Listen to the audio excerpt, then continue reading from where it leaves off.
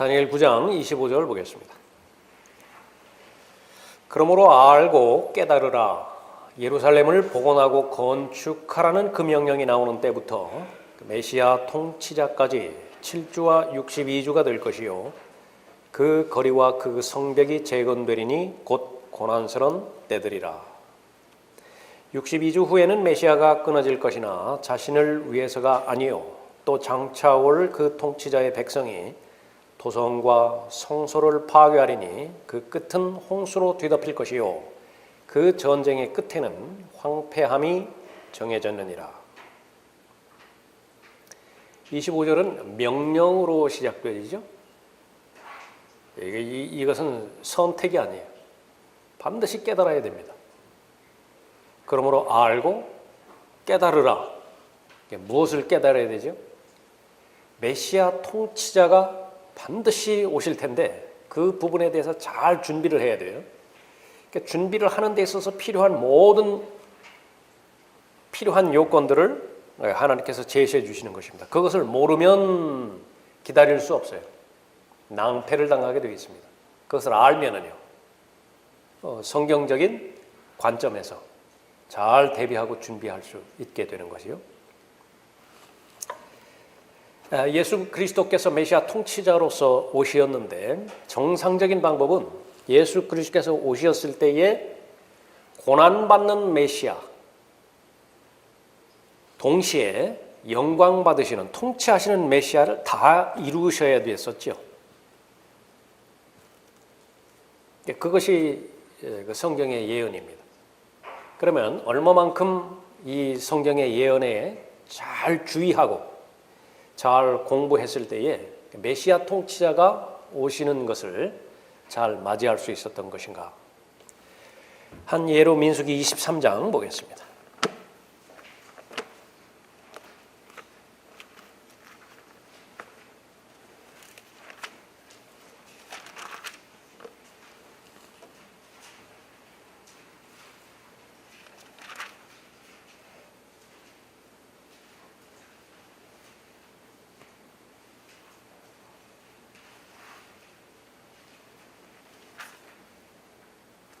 (21절에) 보시면 주께서는 야곱의 죄악을 보지 않으시며 또 이스라엘의 패역을 보지 않으셨도다. 주 그의 하나님께서 그와 함께 계시며 왕을 환호하는 소리가 그들 가운데 있도다. 아주 어렴풋하게 보여주세요. 왕을 환호하는 소리. 이제 오늘 다루게 되어지는 예루살렘의 승리의 입성을 내다보고 있는 그 예언의 말씀인데 이거 누가 알았겠어요?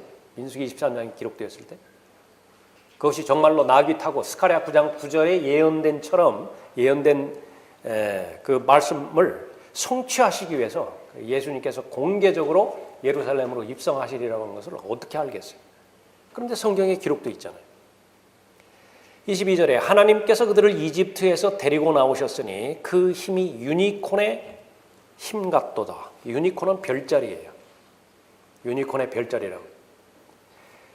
다니엘은 바벨론의 모든 현자들 가운데서 가장 최고의 우두머리였어요.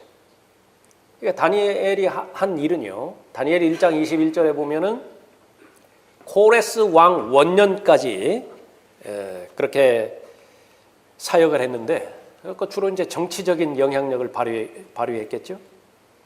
그 하는 일들은 정치력을 행사하는 그 부분과 병행해서 많은 것들을 가르치는 것이, 그 밑에 있는 현자들 그렇게 가르쳤겠죠.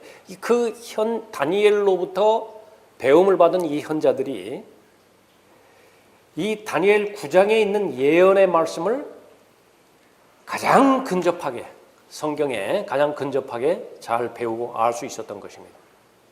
자, 결국은 예수 그리스도께서 탄생하셨죠. 누가 찾아왔습니까?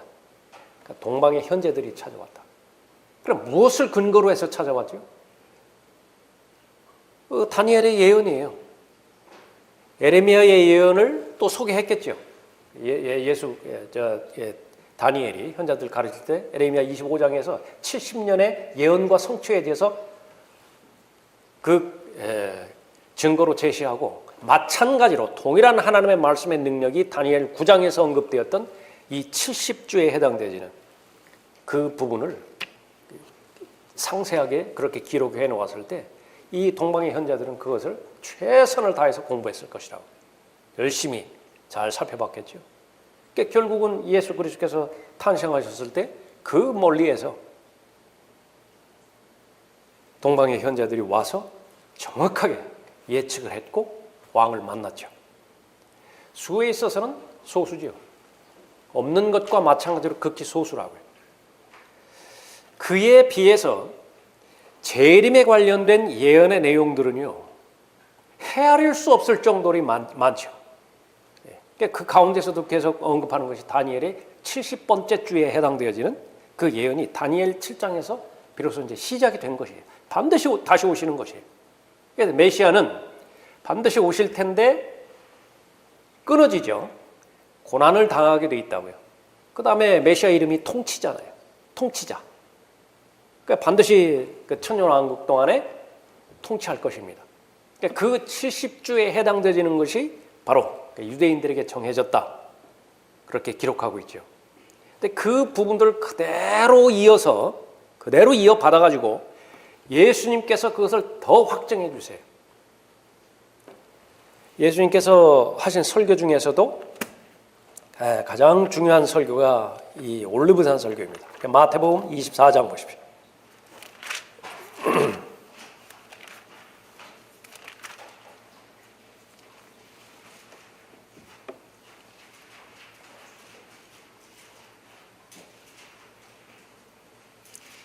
3절에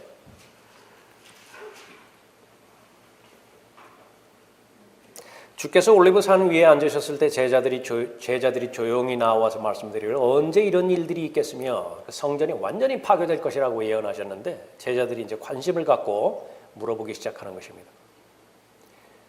주께서 오실 표적과 세상 끝의 표적이 어떤 것인지 우리에게 말씀하여 주소서. 구체적으로 말씀해 주십니다. 아무도 너희를 미혹하지 못하도록 주의하라.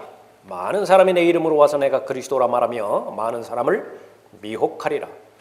또 너희는 전쟁과 전쟁의 소문을 들을 것이라. 그러나 삼가 걱정하지 말라. 이는 이 모든 일들이 반드시 일어나겠지만 아직 끝은 아니기 때문이라. 그 유명한 끝까지 견디는 자는 구원을 받으리라. 어디에 나온 말씀이라고요? 본문 말씀이에요. 마태복음 24장. 그러면 이 올리브산의 설교는 무엇이냐 그러면 재림이라고요. 그 재림을 무엇을 근거로 해서 예언하시느냐면 다니엘의 70째 주를 근거로 해서 예언을 하고 계시는 것입니다. 우천년주의에서 가르치는 것처럼 십자가에서 끝난 것이 아니에요. 절대로 아니라는 것이라고. 여전히 예수님은 미래의 사건으로 지금 언급하고 있고 그 미래의 사건은 곧 일어날 것입니다. 9절에 그때의 사람들이 너희를 고난받도록 넘겨주며 죽이리라. 그러니까 여러분은 이미 요한계시록 6장부터 요한계시록 19장까지의 그 예언의 말씀을 마음에 가지고 있죠. 이 쌍을 이루는 서로 보완해주는 예언의 말씀이죠. 너희는 내 이름으로 인하여 모든 민족에게 미움을 받으리라. 그때에는 많은 사람이 실족하게 될 것이며 서로 잡아서 넘겨주고 서로 미워하겠으며 또 많은 거짓 선지자가 일어나서 많은 사람을 미혹하리라. 불법이 성행함으로 많은 사람의 사랑이 식어지리라. 그러나 끝까지 견디는 자는 구원을 받으리라. 곧 이어서 나오는 복음이 무슨 복음이에요? 왕국 복음이라. 왕국 복음은 교회와는 전혀 상관이 없어요. 교회와 상관 있는 복음은 은혜의 복음이에요. 그래서 다니엘의 70주는 교회와는 전혀 상관이 없어요. 이방인과도 상관이 없어요. 오로지 유대인들에게만 정해진 70주입니다. 그 사실을 거듭거듭 계속해서 확인하는 것이지요. 그래서 끝까지 견디는 자는 구원을 받는 것인데 무엇으로부터 구원을 받는 것이냐 그러면 대환란으로부터 구원을 받는 거예요. 대환란으로부터. 이 왕국 복음이 모든 민족에게 증거되기 위하여 온 세상에 전파되리니 그런 후에야 끝이 오리라. AD 70년에 이 사건을 맞춰버린다고 한다면 이 14절은 전혀 맞지 않는 그런 부분이 되죠. 왕국 복음이 끝까지 전파됐습니까? 15절에 그러므로 너희가 선지자 다니엘을 통하여 말씀하신 멸망에 가증한 것이 거룩한 것에 선 것을 보리니 읽는 자는 깨달으라. 그때에 유대에 있는 자들은 산들로 도망하라. 계속해서 유대인에게 초점이 맞춰져 있죠.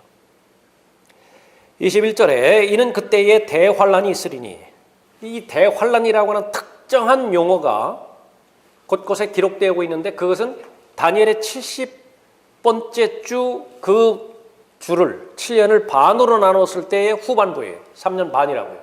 42달. 그것을 특별히 대환란이라고 언급하고 있는 거죠. 대환란이 있으리니 그와 같은 것은 세상이 시작된 이후로 지금까지 없었으며 또 결코 없을 것이기 때문이라. 그 이후에 계속해서 일어나는 일들은 요한계시록에서 거듭거듭 확인해 볼 수 있는 예언의 내용들이죠. 어디에서 시작했다고요? 다니엘 70주에 시작됐습니다. 큰 그림을 그냥 멀리서 제시한 거예요. 다니엘의 70째 주는. 그거 잘 몰라요. 그 내용이 무슨 말인지 잘 모른다고요. 그 말을 알고 깨닫기 위해서는 수많은 성경 구절들이 보완이 돼야 돼요. 그래서 통합을 이루어야 됩니다. 가장 귀한 것은 메시아 통치자께서 반드시 다시 오신다. 단 전제 조건은 문자적으로 오신다라고 하는 사실을 믿어야 돼요. 그래야 민수기 23장에서 기록되었던 그 예언의 말씀을 동방의 현자들이 그대로 문자적으로 적용해서 그 정확한 시점을 예측할 수 있었듯이 예수 그리스도의 재림을 기다리는 모든 사람들도 역시 마찬가지입니다.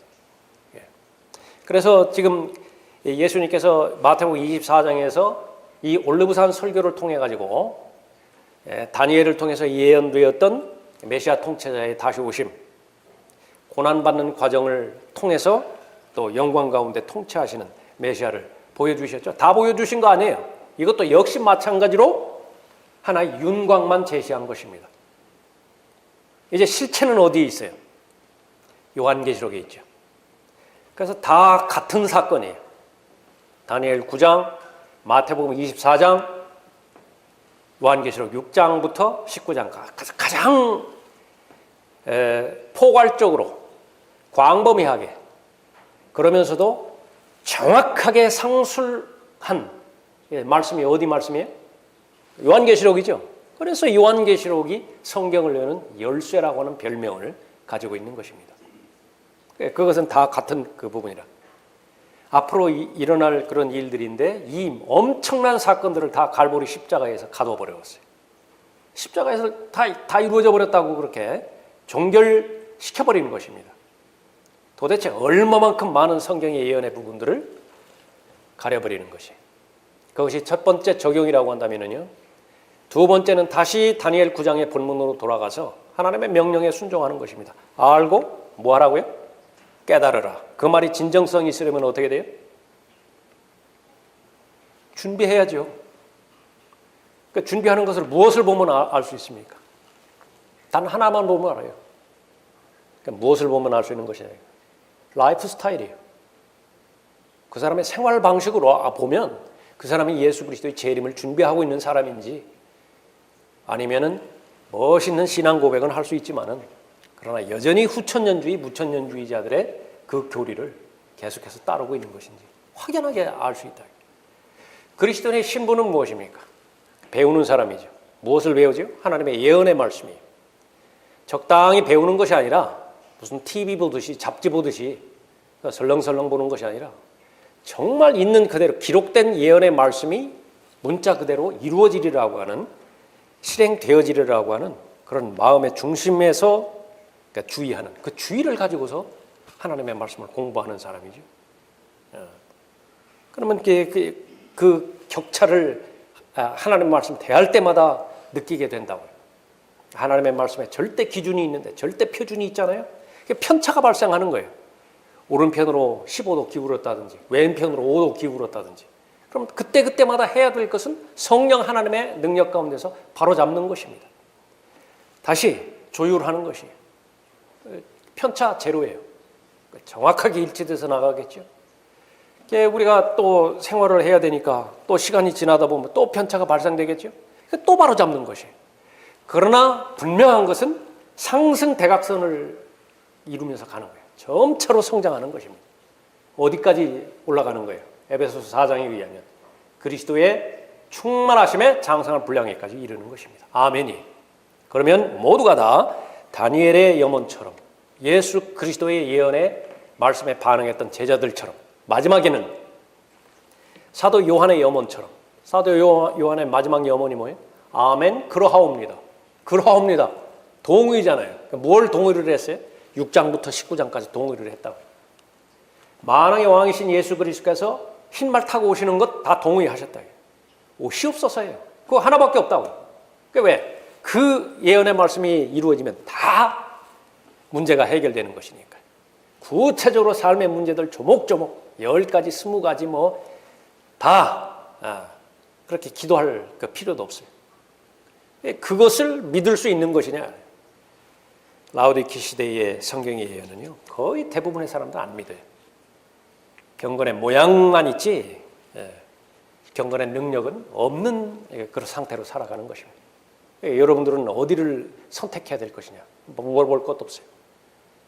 그러나 그렇게 하기에는 대전제 조건이 있죠. 하나님의 말씀이 여러분의 믿음에 있어서도 실행에 있어서도 최종 권위가 되어야 되는 것입니다.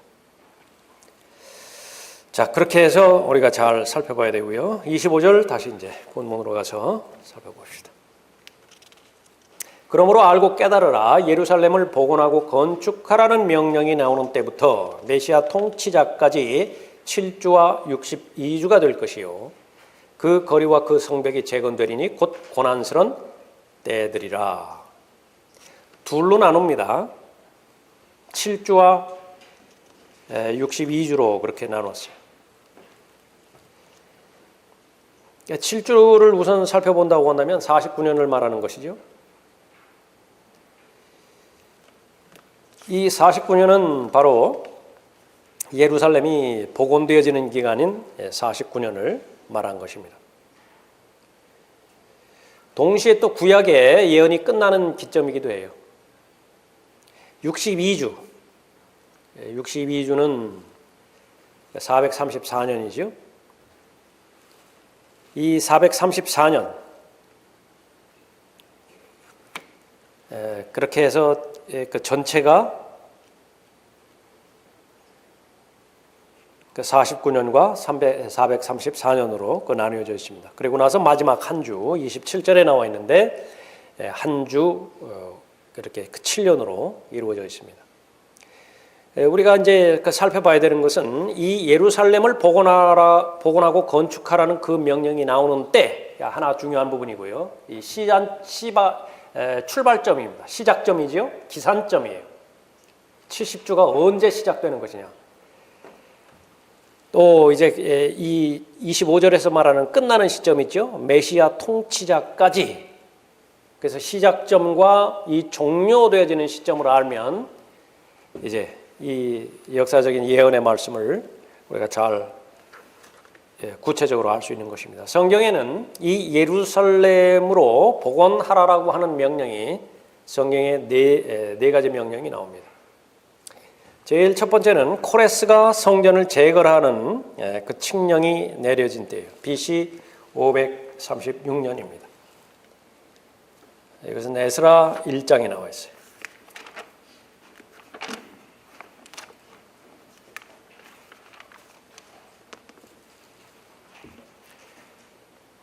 (1장 1절에) 페르시아의 코레스 왕 제1년에, 그런데 이 페르시아의 코레스 왕 1년이라고 하는 말과 아까 살펴봤던 다니엘 1장에서 다니엘이 언제까지 있었느냐, 코레스 원년까지 있었다라고 그 부분이 병행해서 기록되어 있죠. 그러니까 동시대 사람이에요. 코레스와 다니엘은 동시대 사람입니다. 에레미야의 입을 통한 주의 말씀이 이루어지게 하시려고 주께서 페르시아의 코레스 왕의 영을 감동시키시니 그가 그의 왕국 전역에 포고하고 글로도 써서 말하기를 페르시아의 코레스 왕이 이같이 말하노라. 하늘의 주 하나님께서 세상의 모든 왕국들을 내게 주시고 내게 명하여 유다 예루살렘에 있는 전을 그를 위하여 건축하라 하셨도다. 그의 모든 백성 중에 너희 가운데 있는 자가 누구냐? 그의 하나님이 그와 함께 하시기를 바라노니 그는 유다에 있는 예루살렘으로 올라가 예루살렘에 계신 이스라엘의 주 하나님의 전을 건축할지니라. 그는 하나님이시니라. 그가 기거하는 어느 곳에라도 남아있는 자는 누구든지 그의 고장의 사람들로 예루살렘에 있는 하나님의 전을 위하여 자원하는 제물 외에도 은과 금과 물건들과 짐승들로 그를 돕게 할지니라 하였더라. 고레스가 어떻게 하나님을 알겠어요? 가장 현실적인 방법은요, 다니엘을 통해서 알려주셨을 것이요.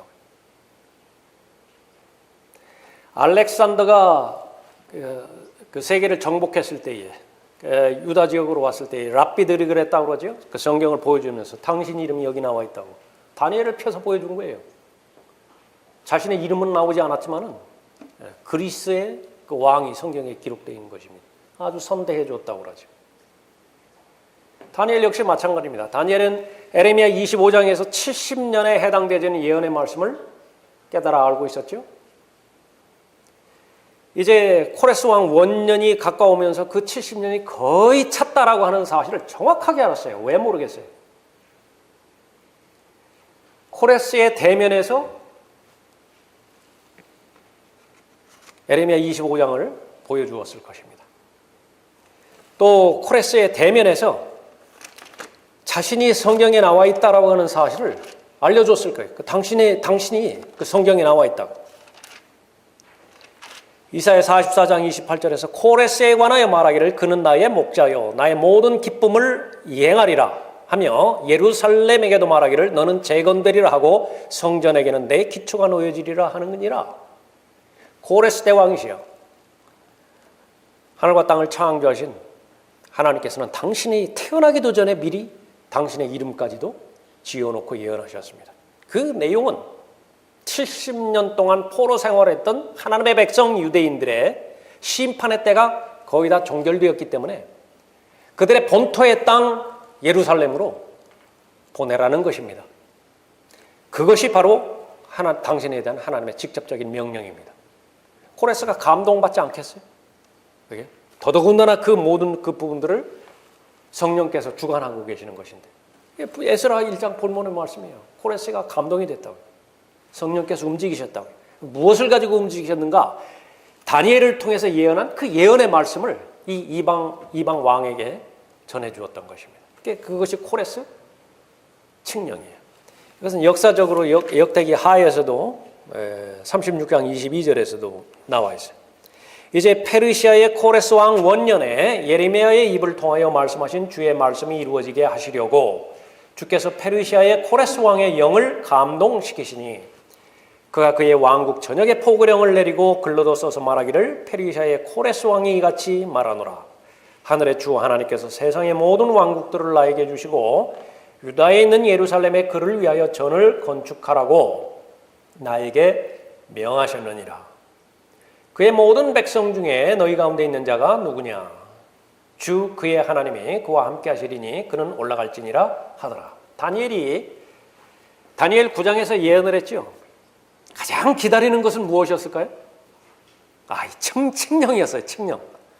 도대체 이 예루살렘을 복원하고 그 도성을 건축하라고 하는 명령이 언제 일어날 것이냐? 그러면 그것이 시작점이니까, 출발점이니까, 기산점이니까 그로부터 계산하면 되잖아요. 언제 메시아가 오실 것인지. 마침내 코레스가 칙령을 내렸죠. 이 칙령이 바로 성경의 다니엘 9장에서 예언된 그런 칙령인가 확인하는 것은 그 무엇보다도 아주 중요한 관심사였을 것이에요. 그래서 많은 사람들이요, 이 코레스의 칙령을 시작점으로, 기산점으로 봐요. 이 이사야 그 45장 그 이후에 보면은요, 여기에서 그 성벽에 대해서, 여기 다니엘 9장에서 중요한 것은 성벽 재건이에요. 성전뿐만 아니라 이 도성은 둘로 이루어졌는데 하나는 전이고요, 템플입니다. 전이고 또 하나는 성벽이에요. 성벽. 이 성벽은 무엇을 말하는 거냐면 이 도시 전체를 말하는 거예요. 이 성벽에는 왕의 무덤들도 있습니다. 그러니까 그 부분까지 전체가 다 회복되어지는 것이 다니엘 9장에서 언급되어지는 것이에요. 그런데 코레스의 칙령에 보면 성전에 대해서는 언급하는데, 그러나 다른 부분에서도 보면, 찾아보지는 않겠지만은 암묵적으로 내포가 되어 있어요. 그래서 이 부분을 코레스 왕의 칙령을 이 출발점으로 보기도 합니다. 대표적인 사람이 이 주석을 했던 그 카일이라고 하는 사람이라든지 칼빈도 여기서 이 코레스 왕을 기산점으로 출발을 했어요. 그러나 중요한 것은 종료가 되어지는 시점 또한 중요해요. 시작점과 종료점이 맞아야 된다고요. 그런데 결론적으로 말하면 이 종료 지점은, 종료가 70조에 해당되는 종료 지점은 예루살렘의 승리의 입성이에요. 이제 계속해서 자세하게 알아보겠지만은 그 부분이 하나 있고요. 또 이 코레스 왕의 이 칙령을 시작으로 한다고 한다면 7주와 62주는 483년이거든요. 그로부터 480년이 흐른 시점이 어느 시점이냐? 그러면 BC 53년이 돼버려요. 그러니까 메시아 통치자와 무관하게 돼버리는 것입니다. 그러니까 맞지 않는 것이죠. 너무 빠르게 끝나버리는 거예요. 예수 그리스도의 탄생보다 49년 전에 끝나버려요. 이 부분들은 맞지가 않는 것입니다. 첫 번째 칙령이 코레스 칙령이 있고요. 두 번째 그 칙령은 에스라 4장에 나와 있는 다리오 칙령입니다. 이것은 519년에 일어난 것인데 코레스의 칙령이 있고 난 지 17년 후에 두 번째 칙령이 이루어지는 거예요. 4장 17절에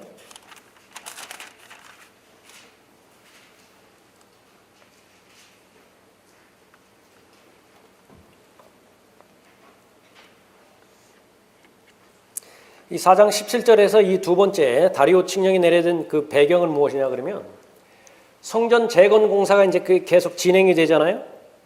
근데 이것을 문제 삼는 자들이 있습니다. 시간이 이미 지났는데 과연 코레스 왕이 그러한 칙령을 명령을 내린 것이 사실이냐 아니냐, 요즘 말로 하면 팩트를 이제 확인하려는 그런 이 요구가 있었어요. 그러니까 그 요구를 받아들인 다리오 왕이 그것을 이제 확인해 보는 절차에 들어갑니다. 바벨론에 보물이 쌓여있던 그 서구에 들어가서 찾아내요. 코레스의 칙령을 찾아냅니다. 그 명령을 봤더니 사실이거든요. 그래서 그것을 거듭 확인해 주는 내용입니다. 두 번째 칙령이죠. 다리오의 칙령입니다. 4장 17절에 그러자 왕의 총독 르훔과 서기관 심세와 사마리아에 거하는 그의 동료들의 나머지와 강 저편에 그 당시에 있던 남은 자들에게 답장하기를 화평이 있기를 바라노라. 너희가 우리에게 보낸 편지는 내 앞에서 정확히 읽혀졌고 찾아냈죠.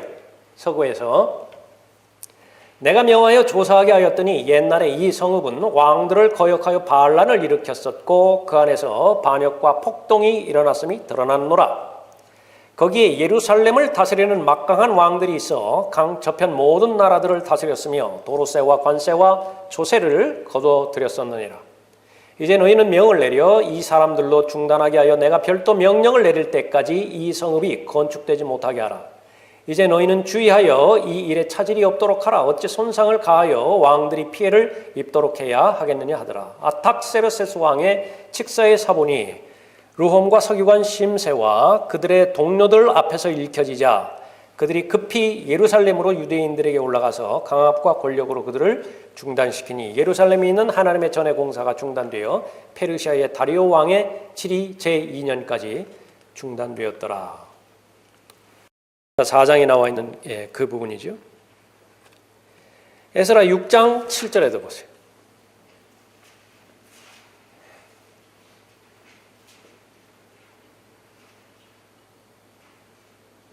이 하나님의 전의 공사를 막지 말고 유대인의 총독과 유대인의 장로들로 이 하나님의 전을 그 있던 자리에 건축하게 할지니라. 또 내가 한 칙령을 내려 이 하나님의 전의 건축을 위하여 너희가 유대인 장로들에게 무엇을 해야 할 것인가를 알게 하노니 왕의 재산 즉 강 저편 관세에서 경비를 이 사람들에게 속히 주어 그들로 방해받지 않게 할지니라. 또 하늘의 하나님의 번제용으로 그들이 필요로 하는 것들 즉 어린 수송아지들과 수양들과 어린 양들과 밀, 소금, 포도주 기름을 예루살렘에 있는 제사장들의 지정에 따라 매일 그들에게 착오 없이 내주어 그들로 하늘에 하나님께 향기로운 맛의 제사들을 드리고 왕의 생명과 그의 아들들의 생명을 위하여 기도하게 할지니라. 또 내가 칙령을 내렸으니 누구든지 이 명을 변경하면 그 집에서 들보를 빼내어 세우고 그를 그 위에 매달며 이로 인하여 그의 집을 퇴윗더미가 되게 할지니라. 자기들의 손을 대어 이 명을 변경하거나 예루살렘에 있는 이 하나님의 전을 파괴시키려 하는 모든 왕들과 백성을 자기의 이름을 그곳에 거하게 하신 그 하나님께서 멸망시키시기 원하노라. 나 다리오가 칙령을 내렸으니 속히 행할지니라 하였더라.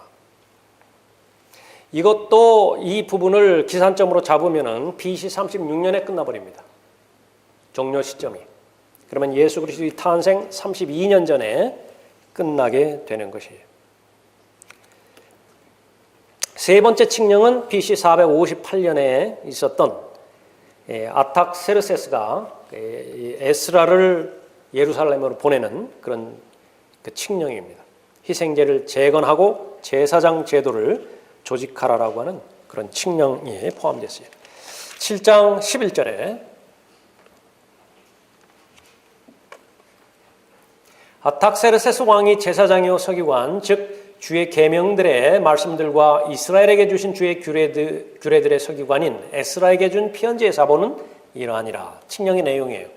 왕 중의 왕인 아탁세르세스는 하늘의 하나님의 율법의 서기관인 제사장 에스라에게 편지하노니 이제 완전한 화평이 있기를 바라노라. 내가 칙령을 내리노니 나의 나라에 있는 이스라엘 백성과 그의 제사장들과 레위인들 중 예루살렘으로 올라가고자 자원하는 모든 자는 너와 함께 갈지니라. 이후에 아주 자세하게 돌아갈 때 그 내용들도 언급하고 있죠. 계속해서 살펴보는 것은 예루살렘 전이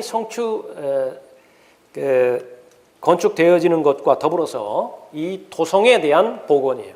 성벽에 대한 복원입니다. 그러나 여기에도 세 번째 칙령에도 이 도성에 대한 복원에 대한 그런 언급은 없게 되는 것입니다. 마지막 네 번째 칙령. 이것이 이제 실제 기산점이 되어지는 출발점이 되어지는 그런 칙령이 되어지는데 445년이에요. 기억하십시오. 445년. 아탁세르세스가 느헤미야를 보내면서 내린 칙령입니다. 느헤미야 2장입니다.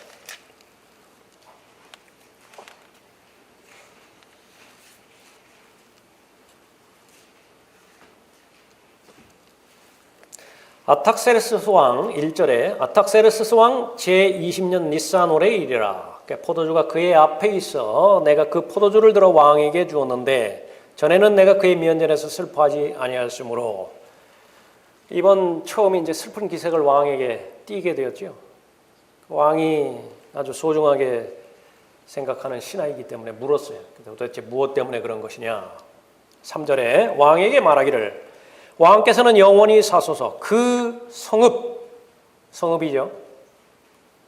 즉 내 조상의 묘들이 있는 곳이 황폐하게 되고 그 성문들이 불에 탔으니 어찌 내 용모가 슬프지 아니하겠나이까. 왕이 무엇을 해줬으면 좋겠느냐? 보내주십시오. 5절에 왕에게 말하길 왕께서 기뻐하시고 왕의 종이 왕의 목전에 은총을 입었다면 나를 유다 즉 나의 조상의 묘들이 있는 성읍으로 보내시어 나로 그 성읍을 재건하게 하소서. 성까지 완전히 잘 이렇게 포함이 되어 있는 거죠. 그 거리와 그 성벽이 재건되리니 곧 고난스러운 때들이라. 다니엘 9장의 예언들과 직접적으로 언급이 되어지고 있습니다.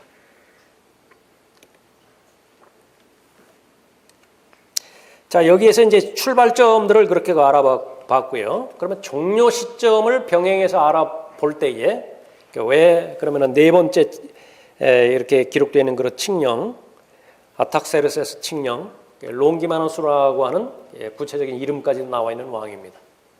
그 칙령이 출발점인가 그것을 잘 알 수 있죠. 그럼 메시아 통치자에 관련돼서 예수 그리스도의 70주와 관련돼서 종료되는 시점을 이 세 가지로 볼 수 있습니다. 그러니까 하나는 예수 그리스도의 탄생 시점이고요. 또 하나는 예수 그리스도께서 공개적으로 침례 받으시는 시점이고, 또 하나는 역시 마찬가지로 공개적으로 예수님께서 예루살렘으로 들어가셔서 왕으로 입성하시는 시점이에요. 예수님의 생애 가운데서 아주 중요한 그 사건은 이 세 가지 시점이 있습니다. 우선 탄생을 본다고 한다면 이 탄생을 천사 가브리엘이 직접 알려요. 누가복음 1장 30절 이후에 보면, 그렇죠? 그러니까 마리아에게 직접 알리는 것입니다. 그래서 이것은 아주 중요한 사건임에 틀림이 없어요. 조금 전에 살펴봤던 것처럼 동방의 현자들까지 오지요. 이것은 아주 역사적인 사건이기 때문에 그렇습니다. 그러나 중요한 것은 여기에서 이 종료가 되어지는 시점에서 중요한 요소는요, 공개적으로 선포되어지고 공개적으로 받아들여져야 돼요. 메시아 왕이. 그러나 이 예수 그리스도의 탄생의 시점의 문제점은 무엇이냐 그러면 알려지지 않죠. 극히 소수의 사람만이 메시아의 탄생을 알게 되는 것입니다. 그 다음에 이제 침례예요. 공개적으로 침례를 받으시죠. 침례인 요한으로부터. 그때에는 바로 아버지 하나님과 아들 하나님과 성령 하나님께서 동시에 나타나시죠. 그러니까 성령 하나님께서는 비둘기 형체로 예수 그리스도 위에 오시는데 그것이 기름 붓는 거예요. 공개 사역을 위해서 기름을 부으셨다. 그런데 여기에도 한계는 무엇이냐 그러면 이후로 예수님께서 회개하라 천국이 가까이 왔느니라 그렇게 선포하시지만은요, 거부당하는 거예요. 그런데 그 부분들이 천국이 거부되자마자 예수님께서는 이상하게 변경시키는 것 같아요. 자신의 계획을. 어떻게 변경시키는 것이냐면 자신의 왕이심을 드러내지 않으세요. 나타나지 않으세요. 그것도 피하세요. 더 나아가서 제자들에게 거듭 당부하세요. 알리지 말라고. 그러니까 그것은 바로 이 공개적인 침례가 이 69주의 종료 시점이 아니라고 하는 사실을 그 말해주는 것입니다. 마지막은 이제 종료주일이에요. 종료주일에 예루살렘으로 들어가셔서 자신의 왕임을 드러내셨죠. 이것은 사복음서에 모두 다 기록되어 있는 부분입니다. 자, 이 부분은 좀 자세하게 다음 주에 이렇게 살펴보도록 하죠. 오늘은 여기까지 하겠습니다.